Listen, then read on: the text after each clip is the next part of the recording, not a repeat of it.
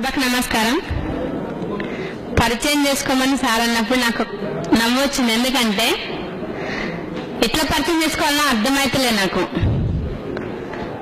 జన్మనిచ్చిన వాళ్ళ పేరు చెప్పుకోవాలన్నా, అత్తగారింటి పేరు చెప్పుకోవాలన్నా అర్థమైతలే. అందుకనే రెండు చెప్తున్నా. ముందైతే నేను సొన్నాయిల కృష్ణవేణిని, డాక్టర్ ఆఫ్ సొన్నాయిల నర్సయ్య.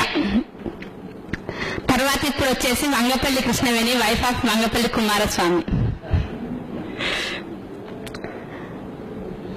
పుట్టింది కరీంనగర్ జిల్లా, ఇప్పుడు ఉంటున్నది వరంగల్ జిల్లా. మొత్తానికి నేను తెలంగాణ బిడ్డని. నా కవిత శీర్షిక అమ్మనయ్య అడుగుతున్నా. అమ్మనయ్య అడుగుతున్నా, అమ్మ కొడుక ఆలోచించు.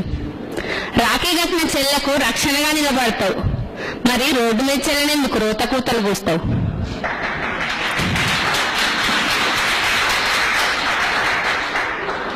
పక్క నుంచి లేవంగానే అమ్మ కాళ్ళని కళ్ళకు అద్దుకుంటావు, మరి పిల్లనిచ్చిన అమ్మనెందుకు అమ్మ నవ్వుతుంది తిడతావు?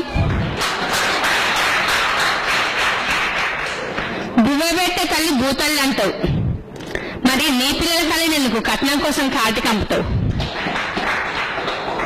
వాకిట్ల మొలిసిన తులసి చెట్టును ఆడబిడ్డను పూజిస్తావు, మరి నీ కడుపులో పుట్టిన బిడ్డను ఎందుకు చెత్త కుప్పల పాలు చేస్తావు?